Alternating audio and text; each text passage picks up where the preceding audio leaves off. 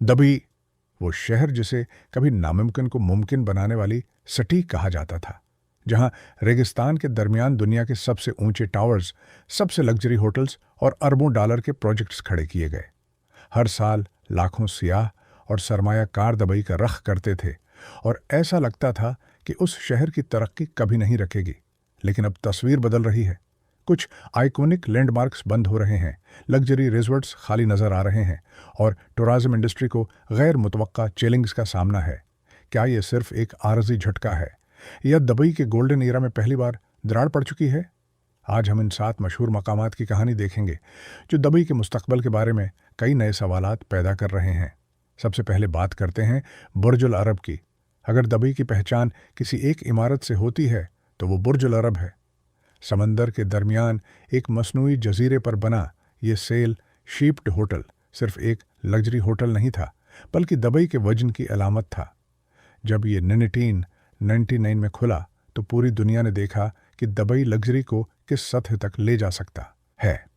इस होटल के अंदरूनी हिस्सों में गोल्ड लीफ मार्बल और हजारों स्वारोस्की क्रिस्टल्स इस्तेमाल किए गए थे। यहाँ क़याम करना हर किसी के बस की बात नहीं थी। कमरों के रेट्स हजारों डॉलर फी रात तक जाते थे। ये होटल 26 साल तक कभी बंद नहीं हुआ। न माशी बहरान ने उसे रोका और न ही किसी और चीलिंग ने। लेकिन फिर अप्रैल 2026 में पहली बार इस होटल के दरवाजे बंद कर दिए गए। ऑफिशियल वजह रिनोवेशन बताई गई, लेकिन टाइमिंग ने कई सवालात पैदा कर दिए। टूरिज्म में कमी और रीजनल टेंशन्स के दरमियान बुर्ज अल अरब का बंद होना लोगों के लिए एक बड़ा शॉक था। आज भी जब लोग इस आइकॉनिक इमारत को देखते हैं तो उन्हें लगता है कि दुबई की नाकाबिले शिकस्त होने की हकीकत पहली बार टूट गई है। दूसरा लैंडमार्क वर्ल्ड आइलैंड्स है। ये प्रोजेक्ट दुबई की एम्बिशन की सबसे बड़ी मिसाल था। समंदर के अंदर दुनिया के नक्शे की शक्ल में बनाए गए 300 मसनूई जज़ायर को देखकर लगता था कि इंसान कुछ भी कर सकता है। जब ये प्रोजेक्ट लॉन्च हुआ तो सरमायाकारों और डेवलपर्स ने उसे मुस्तकबिल की जन्नत करार दिया। प्लान ये था कि हर जजीरे पर लग्जरी विलास, रिजॉर्ट्स और प्राइवेट कम्युनिटीज़ होंगी, लेकिन हकीकत इतनी सादा नहीं थी। कई जज़ायर सालों तक खाली रहे, डेवलपमेंट सुस्त होती गई और सरमायाकारों की दिलचस्पी कम होती गई। फिर 2021 में Anantara world I lands resort खुला और लोगों ने समझा कि शायद प्रोजेक्ट आखिरकार कामयाब हो रहा है। लेकिन अप्रैल 2026 में ये रिजॉर्ट मुस्तकिल तौर पर बंद हो गया। ये सिर्फ एक होटल की बंदिश नहीं थी, बल्कि वर्ल्ड आइलैंड्स प्रोजेक्ट के लिए एक बड़ा झटका था, क्योंकि यही वो रिजॉर्ट था जो लोगों को ये सबूत देता था कि ये प्रोजेक्ट काबिल अमल है।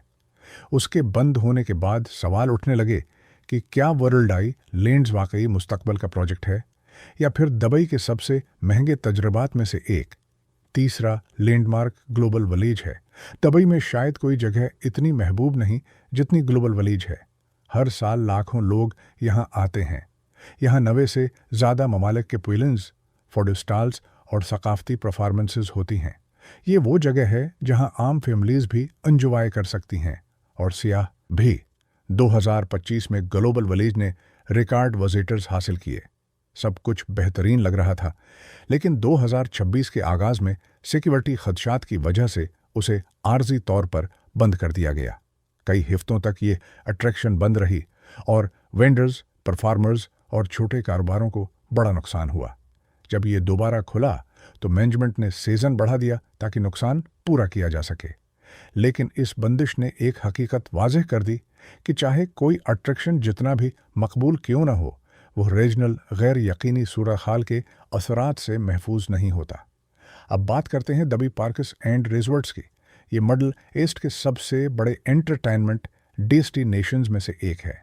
Motion gate, Legoland water park और रियल मैड्रिड वर्ल्ड जैसे अट्रैक्शंस इस कॉम्प्लेक्स का हिस्सा हैं। हर साल लाखों फैमिलीज यहाँ आती हैं, लेकिन मार्च 2026 में अचानक पूरा कॉम्प्लेक्स बंद कर दिया गया। एक ही दिन में तमाम राइड्स, पार्क्स और एंटरटेनमेंट वेन्यूज़ खामोश हो गए। ऑफिशियली उसे एहतियाती इकदाम कहा गया, लेकिन असल मसला टूरिज्म फ्लो का था। दुबई का एंटरटेनमेंट सेक्टर इंटरनेशनल सियाहों पर इन्हिसार करता है। जब फ़्लाइट्स कैंसिल हों और सियाह आना कम हो जाएं तो थीम पार्क्स चलाना मुश्किल हो जाता है। चंद हफ्तों बाद पार्क्स दोबारा खुल गए, लेकिन विजिटर्स की तादाद पहले जैसी नहीं रही। इस वाक़ये ने याद दिलाया कि टूरिज़्म पर इन्हिसार करने वाली इकानमी कितनी गैर महफूज हो सकती है। पांचवां लैंडमार्क अरमानी होटल दुबई है। बुर्ज खलीफा के अंदर मौजूद ये होटल दुनिया के सबसे एक्सक्लूसिव होटल्स में शुमार होता है। उसकी ख़ास बात यह है कि उसे मुकम्मल तौर पर जॉर्जियो अरमानी ने डिज़ाइन किया था। फर्नीचर से लेकर कमरों की तरतीब तक हर चीज़ में अरमानी की ज़ाती टच शामिल थी। जब ये खुला तो लग्जरी हॉस्पिटैलिटी का मयार बदल गया। लेकिन अप्रैल 2026 में अरमानी होटल ने जामा रेनोवेशन के लिए अपने दरवाजे बंद कर दिए। ऑफिशियली ये एक प्लान्ड रेनोवेशन थी, लेकिन माहिरीन के मुताबिक लग्जरी मार्केट में मुकाबला इतना बढ़ चुका है कि होटल्स को हर चंद साल बाद खुद को रीअनवेंट करना पड़ता है। ऑटलैंड्स दी रॉयल और नए लग्जरी प्रोजेक्ट्स ने तवक्कुआत इतनी बढ़ा दी हैं कि पुराने आइकॉन्स को भी अपग्रेड होना पड़ रहा है। अरमानी होटल की बंदिश ने यह साबित किया कि दुबई में सिर्फ शहरत काफ़ी नहीं होती। छठा landmark Radisson blow Dubai media city है। ये होटल ज़्यादा ग्लिमरस नहीं था, लेकिन बिजनेस वर्ल्ड के लिए बहुत अहम था। मीडिया एग्जीक्यूटिव्स, जर्नलिस्ट्स और कंसल्टेंट्स सालों से उसे अपना बीस बनाते आए थे। 2026 में जब ये रेनोवेशन के लिए बंद हुआ तो लोगों ने उसे मामूल समझा, लेकिन फिर ऐलान हुआ कि ये होटल मुस्तकबल में रेडिसन ब्रांड भी छोड़ देगा। उसका मतलब ये था कि सिर्फ रिनोवेशन नहीं हो रही, बल्कि मुकम्मल आइडेंटिटी तब्दील हो रही है। दुबई के हॉस्पिटैलिटी सेक्टर में मुकाबला इतना सख्त हो चुका है कि कई ब्रांड्स को जिंदा रहने के लिए रीब्रांडिंग और रीपोजिशनिंग करनी पड़ रही है। ये बंदिश ग्लैमरस नहीं थी, लेकिन इंडस्ट्री के लिए बहुत अहम थी। और फिर आता है दुबई फाउंटेन। ये सिर्फ एक फाउंटेन नहीं था, बल्कि डाउनटाउन दुबई का दिल था। हर शाम हज़ारों लोग बुर्ज खलीफा लेक के किनारे जमा होते और म्यूज़िक के साथ पानी के रक्स का शो देखते। ये अट्रैक्शन फ्री थी और दुबई के सबसे ज़्यादा विज़िट किए जाने वाले मकामात में शामिल थी।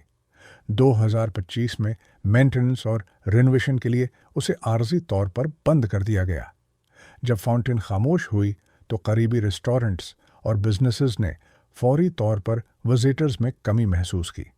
उससे मालूम हुआ कि फाउंटेन सिर्फ एक एंटरटेनमेंट अट्रैक्शन नहीं थी, बल्कि पूरे डाउनटाउन की इकोनॉमिक इंजन थी।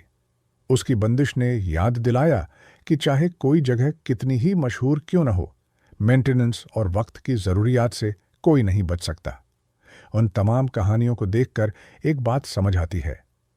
दुबई के ये लैंडमार्क्स सिर्फ इमारतें या अट्रैक्शंस नहीं थे, बल्कि उस ख्वाब की अलामत थे जिसने दुबई को दुनिया के नक्शे पर जगह दी। आज जब उनमें से कुछ बंद हो रहे हैं, रिनोवेट हो रहे हैं या मुश्किलात का सामना कर रहे हैं, तो लोग सवाल उठा रहे हैं कि क्या दुबई का गोल्डन ईरा ख़त्म हो रहा है। लेकिन शायद असल सवाल कुछ और है। क्या ये बंदिशें दुबई की कमज़ोरी हैं या उसकी एडप्टेबिलिटी की निशानी? तारीख़ बताती है कि दुबई ने पहले भी माली बहरान, वबाओं और माशी सस्त रवी का सामना किया है। हर बार लोगों ने कहा कि दुबई का ख्वाब ख़त्म हो गया, और हर बार दुबई ने पहले से ज़्यादा मजबूत वापसी की। शायद 2026 भी इसी कहानी का एक नया बाब हो, लेकिन एक बात यकीनी तौर पर बदल चुकी है। अब दुनिया दुबई को सिर्फ लग्जरी और ग्लैमर की नज़र से नहीं देख रही। अब लोग ये भी देख रहे हैं कि जब चैलेंज आते हैं तो दुबई उनका मुकाबला कैसे करता है। और शायद इसी सवाल का जवाब दुबई के अगले 10 सालों का मुस्तकबल तय करेगा। तो आपका क्या ख्याल है? क्या दुबई दोबारा पहले से ज़्यादा मजबूत कमबैक करेगा, या ये बंदिशें किसी बड़ी तब्दीली की शुरुआत हैं? कमेंट्स में अपनी राय ज़रूर बताएं।